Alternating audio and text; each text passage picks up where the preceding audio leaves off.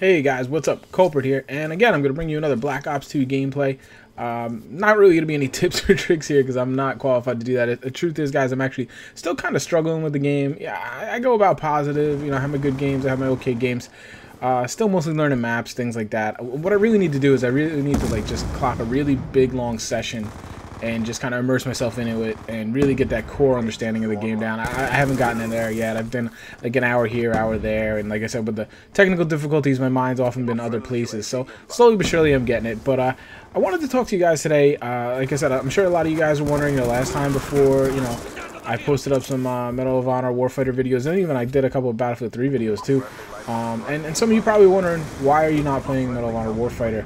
Well, you know, obviously I missed the full review between the hurricane and being sick and things like that, so I understand the window on that is kind of closed now, and I think the jury's pretty much in on the Warfighter, and it wasn't so hot.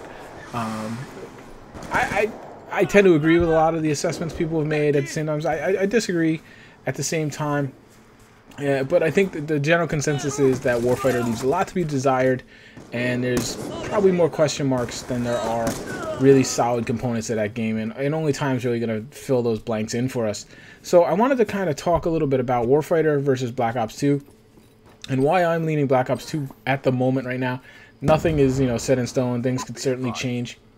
You see me right here messing with my settings. I'm constantly tweaking my settings. I'm still trying to find the right setup. Right here, I'm just trying to find as many frames per second as I can, and then I'm going to work down from there. But anyway, I digress. Basically, I'm enjoying Black Ops 2 more, so that's the one I'm playing. It's less of a commitment game, so it's a little easier for me right now with a real busy schedule. The reason I got away from Warfighter was there's basically I'll do more in-depth video if you guys are interested, but there was pretty much three main reasons why Warfighter went on the shelf for me, so to speak. The first one being, I just felt like you died too quickly. It was something with, I don't know if necessarily it was the damage. I think it was just the hit notification system. It kind of stacked up, or there was some kind of a delay, so you wouldn't get notification that you were getting hit until you were dead, and then it was all once you were gone. Now, you know, sure, some of that was probably my play, being a noob and not being very good, but it was consistently, I was dying, and I didn't know why, and that's very frustrating to me. I've said many times, I always believe one of my better abilities is my survivability, my escapability, and my ability to then turn it on the aggressor and counterattack. Well, I didn't get that opportunity in Warfighter because you just died so quickly. Now, I couldn't really comment on if this is... Wow, you really just fell down a hole. If this is just a PC issue or not, but I don't believe it was. I think it was just a flaw in the game. It was either between the hit notification or the damage model. Either way, that was my biggest frustration by far. I just died too quickly, and being a noob, I did a lot of dying, so it was really frustrating. The second part was the maps. I really did not enjoy the maps. I felt very, very claustrophobic with those maps. And now some of you got to scratch your head and be like, but Kulprit, you know, the maps with Black Ops 2 were actually smaller than those on Medal of Honor, and that's very true.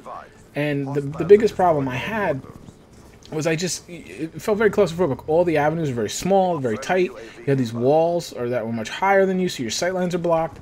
And I just really felt like I was fighting in a rat maze, and they just reskinned them to make them look like outside or swamps or indoors or things like that. And I just felt like it was very claustrophobic, very repetitive. I just felt they were very poorly done, and there was only 8 of them. I mean, that's pretty terrible, and that's just not good enough, frankly, at this point. So the maps were a big problem to me. I thought they were way too choke pointy. I'm not one that tends to dislike choke points. Keep that in mind, guys. But the choke points have to be smartly done. They have to be areas you can fight over, that can be contested areas, not just head glitch spots, you know. I thought the maps altogether, frankly, were very poorly done. Coupled with basically no destruction, it didn't work for me. Now, again, you're all going to scratch your head and say Black Ops 2 doesn't have destruction. They're very small maps, and it's very true. But one thing, the biggest difference I believe with Black Ops 2 is the sightlines are different. There's more varied sightlines. There's long sightlines and short sightlines. I'm not pinned in by walls all over the place. Like, this is a fairly urban map right here, and obviously, and I don't feel as claustrophobic as I did with Medal of Honor Warfighter. It's hard for me to explain it. That was just a general feeling I had while playing the game, and And, you know, maybe I was playing the wrong game mode. Maybe I need to go in and focus on different ones next time. That's definitely something I'm going to explore when I do revisit the game, which I am going to do. And the third point is, you know, it's not a direct issue of the game, but it is probably the issue that really kind of made me decide that, no, I'm not going to put the time into this game right now. And that being lack of support. I don't have any confidence at this time that EA is going to allow Danger Close to put any more resources into Warfighter. I hope I'm wrong, but I think it's pretty clear that A, they were not happy with the sales of the pre-orders. That's why we saw such a drastic price cut before release. And then if you read some of the articles that came out about the removal of the president right before release, and EA had to step in and change some things, and I think overall nobody is really very happy with how Warfighter panned out, and for very different reasons. So if I had to bet right now, I would not be shocked if as soon as Zero Dark 30, I think that's the DLC's name, correct me if I'm wrong, is shipped and that's out the door, they will close the doors on Medal of Honor Warfighter, and we won't see any more support for it. As far as I know, I haven't seen any indication towards a patch that the game very much needs. So I think with all my experiences with Battlefield 3 and begging the company to support the game I love, I just didn't want to set myself up for that heartbreak again and put in the 50 or 60 or 100 hours that you really kind of have to put into a game to really get into it and get down to its nuts and bolts, only to see it not be supported and just set adrift and left to rot. I would really be shocked if EA, I mean, honestly, I would be less shocked if EA shut the doors on Danger Close, honestly, than I would be if they allowed Danger Close to support this game for the yearly product cycle that they said it has. I just don't see it.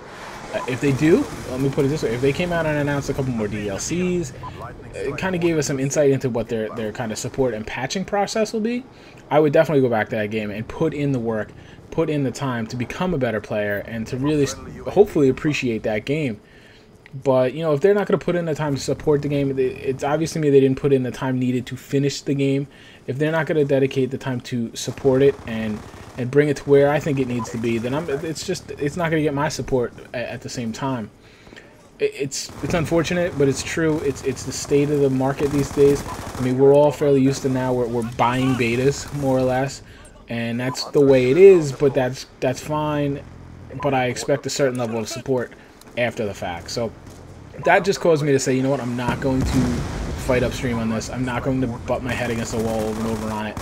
And I'm going to just kind of move on for now and see what happens. And moving on means I'm Black Ops 2. You know, it certainly has its warts as well. I'm not going to pretend it doesn't. Biggest challenge on PC right now is finding good matches. As you can see, it usually goes like this. Either you dominate the match, or if you find a good match and you go tooth and nail, whether you win or lose, you get excited and the other team leaves because they don't want a tough match. It's really frustrating. So I'm going to leave you a little funny clip at the end here, and I'll talk to you soon, guys. Take care. The greatest is really getting mad. So good, he's so mad at you right now. Nice aiming. He's so mad at you right now. Who is? The grape is, he's like, nice aiming. That was good.